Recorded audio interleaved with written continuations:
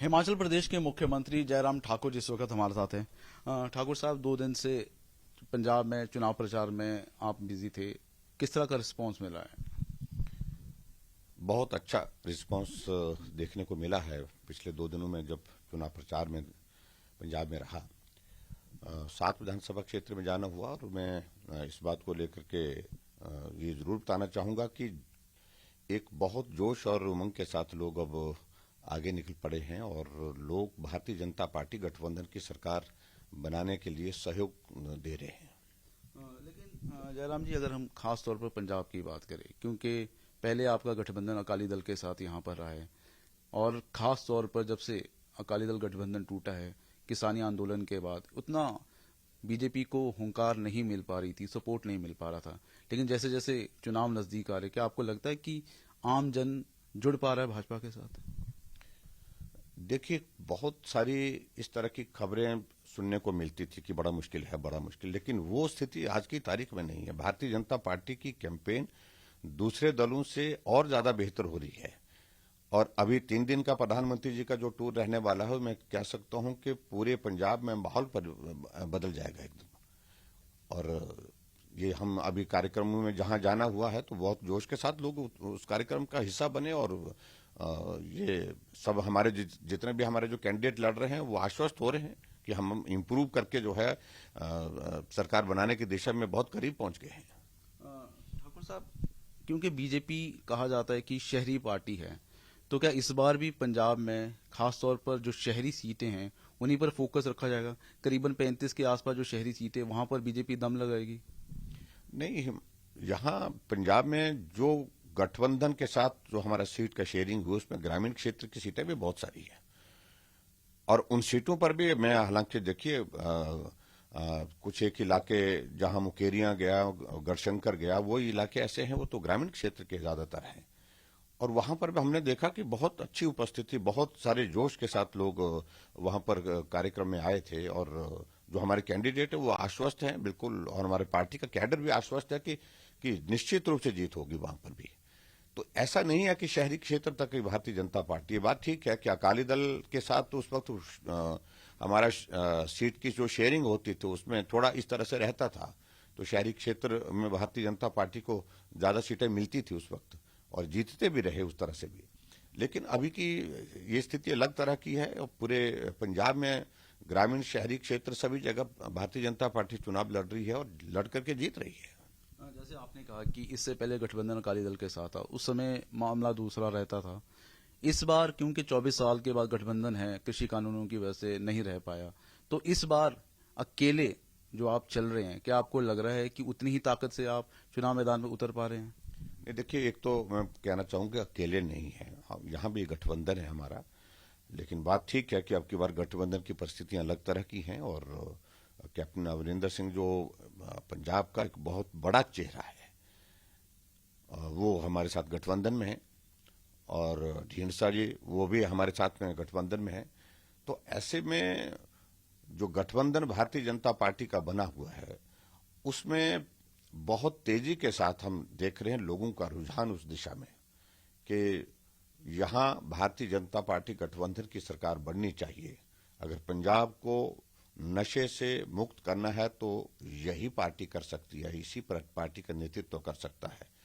पंजाब के विकास के लिए लोग महसूस कर रहे हैं कि भारतीय जनता पार्टी की सरकार केंद्र में है, और ऐसे में डबल इंजन की सरकार बनकर के पंजाब को इस बहुत बड़े ऋण के दौर से, जहां 3 लाख से ज्यादा, 3 लाख करोड़ से ज्यादा का ऋण पंजाब के ऊपर हो गया है, इससे भी बाहर निकालने में मदद मिलेगी। और पंजाब के सर्वांगीण विकास के लिए आज की तारीख में जो आवश्यकता है, इसको हर आदमी महसूस कर रहा है कि डबल इंजन की सरकार होगी तभी संभव है।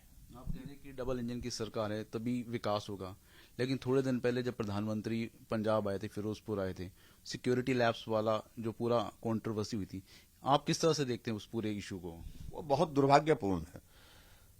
देश के प्रधानमंत्री किसी प्रदेश में आते हैं तो उस प्रदेश की जिम्मेवारी बनती है उनकी सुरक्षा की सारी व्यवस्था को करने की, और एक संवैधानिक पद पर प्रदेश के मुख्यमंत्री इस दायित्व का निर्वहन नहीं कर पाए, ये सचमुच में एक बहुत दुर्भाग्यपूर्ण घटना घटित हुई है। और उस दिन एक साथ एक दिन में 43,000 करोड़ रुपए के उद्घाटन और शिलान्यास पंजाब में हो रहे थे। आखिरकार मसला तो पंजाब के विकास से जुड़ा हुआ था। पंजाब के विकास को इस तरह से रोकना और प्रधानमंत्री जी को इस प्रकार से सभा स्थल पर पहुंचने में सहयोग नहीं करना और गैर जिम्मेदारी से ये सारे काम को करना, तो वो मुझे लगता है कि कांग्रेस को बहुत महंगा पड़ेगा इस चुनाव में। जो देखने को हमको मिला है, बहुत लोगों के मन में ये भाव है कि प्रधानमंत्री जी की सुरक्षा ही अगर पंजाब में सुरक्षित नहीं है तो कौन आदमी सुरक्षित है, ये बहुत बड़ा चिंता का विषय है। एक और खास तौर पर अगर मैं पंजाब के विषय में बात करूं, नवजोत सिंह सिद्धू और चरणजीत सिंह चन्नी, जिस तरह से आपस में इनकी सारी चीजें नजर आ रही है आम लोगों के बीच, क्या आपको लगता है कि अंदरूनी गुटबाजी का फायदा भाजपा को इस तरह से मिलेगा? देखिए, मैं उस सारी चीज पर आधारित राजनीति करने की ऐसी जरूरत महसूस नहीं करता हूं यहाँ पंजाब में। ऐसा मुझे लगता है, ऐसा क्योंकि भारतीय जनता पार्टी बहुत बड़ी पार्टी है, आज देश की नहीं दुनिया की सबसे बड़ी पार्टी। अपने बलबूते हम लड़ सकते हैं, अपने बलबूते हम जीत सकते हैं, और ये एक प्रदेश में नहीं अनेक प्रदेशों में हमने देखा है। तो ऐसी यहां आपके पड़ोस का हरियाणा है, जहां हमारी अधिकांश सीटों पर जमानत किसी जमाने में जब्त होती थी, सारी जगह कैंडिडेट नहीं देते थे। आज भारतीय जनता पार्टी की सरकार आदरणीय मनोहर लाल जी के नेतृत्व में 5 साल चलने के बाद फिर 5 साल के लिए फिर चुनी गई है। तो ऐसे में पंजाब में बहुत बड़ी संभावनाएं हैं और मैं उम्मीद करता हूं कि ये परिणाम चौंकाने वाले होंगे जब भारतीय जनता पार्टी यहां पर बहुत बड़ी जीत हासिल करेगी।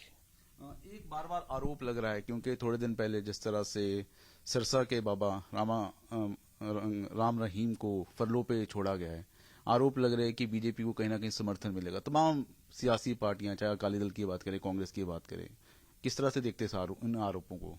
देखिए, वो एक कानूनी प्रक्रिया के अंतर्गत आए हैं, उनको इस बात, तो लोगों को इस बात को समझ, हर चीज को इस तरह से जोड़ना वो उचित नहीं होगा। वो कानून की एक व्यवस्था के अनुरूप कोई निर्णय होता है तो उस निर्णय पर कुछ ज्यादा टिप्पणी नहीं करनी चाहिए, राजनीतिक दृष्टि से उसको देखना भी नहीं चाहिए। मेरा आखिरी सवाल है, लगातार पिछले कुछ दिनों से हिजाब के ऊपर जो कंट्रोवर्सी वो देखने को मिल रही है, हिमाचल के मुख्यमंत्री जयराम ठाकुर का इस पूरे मसले पर क्या स्टैंड है? देखिए, हमारे यहाँ पर बड़ा साफ है, हिमाचल में इन सारी चीजों का ना तो कोई असर होता है, ना कोई चर्चा होती है, ना इन चीजों को लेकर के कुछ कहने की जरूरत है। हिमाचल एक शांति प्रिय प्रदेश है, सब लोग इकट्ठा मिल करके रहते हैं, प्रेम से रहते हैं। एक भी इंसिडेंट इस तरह का हिमाचल प्रदेश में ना हुआ है, ना होने की संभावना है। बिल्कुल।